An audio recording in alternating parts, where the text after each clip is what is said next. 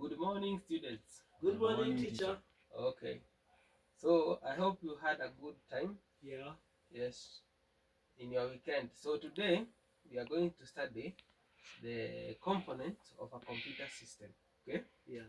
So first of all, we need to understand what the word computer system means.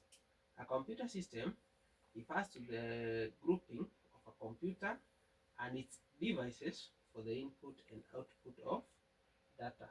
Okay. Yes. Yes.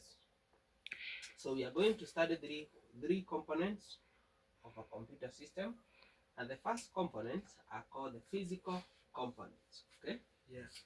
you have heard of the word physical before. Yeah.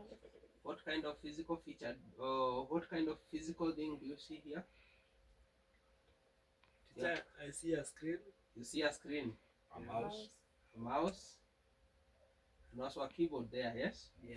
So that one, those ones are called physical because you can see and touch. Okay. Yes. Yes. We also have those ones which you cannot touch, which we normally call the programs. The other name for program is software. Okay. Yes. In phones, we normally call softwares applications. Yeah. But when we come to computer, we normally call them softwares. Okay. Yes. Yes.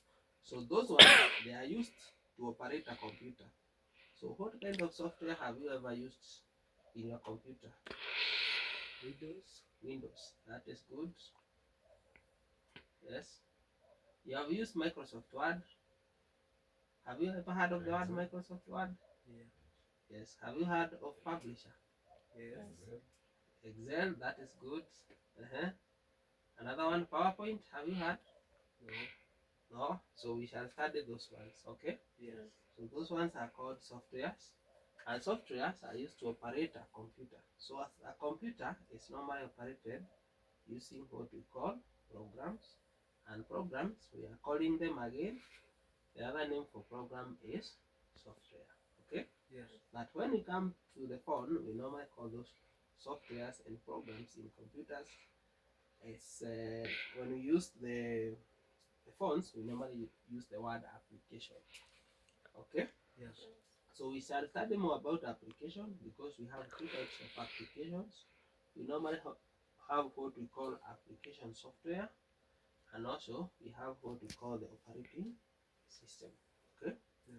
The operating system is the mother of all softwares. Just as when you use phone, you have what we call Android.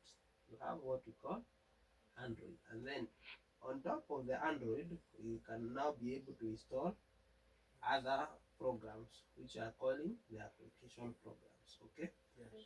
So the operating system becomes a mother of all other programs. So you're able to install other programs on top of the operating system.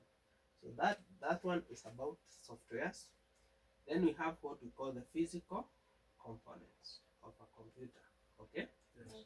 So we said the physical components are those we can see, touch, and interact. What can you touch here? Screen. The screen, yes. The mouse. The mouse Keyboard. and the keyboard. Okay. Yes. For now, these ones are the ones we are able to see and touch. Okay. Yes. But if I put this computer on, I'll be able to see other programs which I'm not able to touch, but they are inside the computer. Okay. Yes. Yes. So those ones which we cannot touch, we are calling them the softwares. All right. Yes. And then we have the third components of a computer system, normally called him or her, the liveware. Okay. Yeah. The liveware is the person who operates a computer. Okay. Yes. In this case, we are the students. We are going to operate this computer. Okay. Yes. So we are the liveware. So those ones are the components of a computer system. So we want to go now deep into the physical components of a computer. So we want to understand why we call this one a monitor or a screen or visual display unit. Why do we call it monitor? Because we are able to monitor what is happening in the computer. Okay. Yeah. So when you want to type something, you are able to follow that what you are typing from what is being displayed on the screen. Otherwise, you'll be typing and you don't know what is happening. Yeah. Okay? Yes. Yes. Peter, you have a question? No, fine. You don't have a question? Yes. Okay. Yes, Wabu, you have a question? No. Don't have a question? Mike, you have a question? Yes. Yes. Can a computer work without a mouse? Yes, it can work without a mouse. You can either use what we call mouse, or when you are using a laptop, you normally use what we call a touchpad. And also you can use your keyboard. Okay? Yeah. Yes. You can either use your keyboard. You can use your keyboard in such a way you are able to issue commands into the computer without using the mouse. Okay? Yes. So you want to study the parts of a mouse. Okay? Yes. So this one is called cordless mouse. Cordless because it doesn't have a cord. Otherwise, the cord is the one that connects the mouse to the computer. Okay? Yes. So you want to study the parts of a mouse. Parts of a mouse are normally four. The first part here, which we don't have using this mouse, is what we call the cord. Okay? Yes. It's the cable. That is the first part. Then we have two buttons. On this side, we have the left button, and then on this side, we have the right button. And then in between the two, we normally have what we call the mouse ball. Okay? Yes. So this one is called a mouse ball. It is used to scroll your document. So when you are using your phones, as good students, you normally scroll using your screen, right? Yes. But when you have a long document, you want to scroll in your computer, you normally use the mouse ball to scroll. So you're able to scroll up and down. Either you are studying something, you want to go to the next page, you scroll down. When you go to previous page, you scroll upwards. Okay? Yes. Then there are other mouse terminologies like clicking. Clicking means pressing the left button once. Okay? Yes. So you normally press two fingers like this. So you put the two of them there. So you press the left button once. So that is called clicking. And then double clicking is pressing the left button twice in quick succession. So you have to do it fast. Okay? Yes. So you press 1, 2. So you have to learn that. Yeah. I'll teach you that next lesson. Yeah. Then when you want to press the right button, you press it this side only once. Okay? Yeah. So that one is called right clicking. So clicking means pressing the left button once. Double clicking is pressing the left button twice in quick succession. And then right clicking is clicking the right button once. Okay? Yes. Then you have another mouse terminology where you hold and drag. Okay? Yes. So you hold down your mouse and then you drag. So you're able to move something on the screen. Okay? Yes. Yes. So those ones are called mouse terminologies. Then we are going to study the use of central processing unit. The CPU is also called the system unit. Okay? Yeah.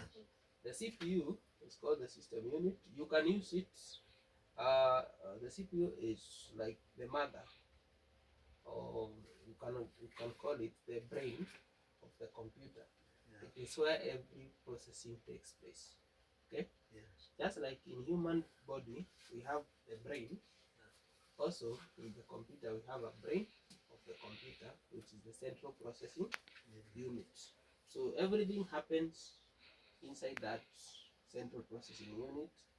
Every process you are going to go, every process goes through that. Okay? Yes. So we shall study the central processing unit, parts of the central processing unit. It is just divided into three. Okay? Yeah. The central processing unit is divided into three. We have what we call the central unit. We also have what we call the memory. And also we have what we call okay, the memory is divided into two. We have random access memory and read only memory. Okay? Yeah. Yes. Memory, first of all, is divided broadly to two. We have what we call the internal memory and also you have the external Memory. memory. So the internal memory is also called the primary storage. The primary Storage. It is called primary because it is found inside the computer. But when you have external memory, which you normally call the secondary memory, is one that is found outside the computer. Okay? Yes. Yes. Have you ever used a flash disk? Yeah. Is it internal or external? External. External. Have you used the compact disk? Yeah. Is it internal or external? External. External. So you normally have internal memory and external memory. Okay? Yeah. So that is memory. Then we have the internal memory is divided into random read only memory, which we normally call ROM, and then we have random access memory, which we normally call RAM. Okay, the RAM is the one that determines the scheduling or the speed of the computer. Okay, Yes. when you have a large RAM, like when you buy a computer and you want to make sure that it has a lot of speed, you always have to make sure that the RAM is big. Okay, Yes. so that when you are going to open a lot of programs, you want to either play some music, you also want to work on your assignment, you also want to send something to your friend on the Facebook account. So all those things that is normally held in what we call the RAM. Okay? Yes. Yes. So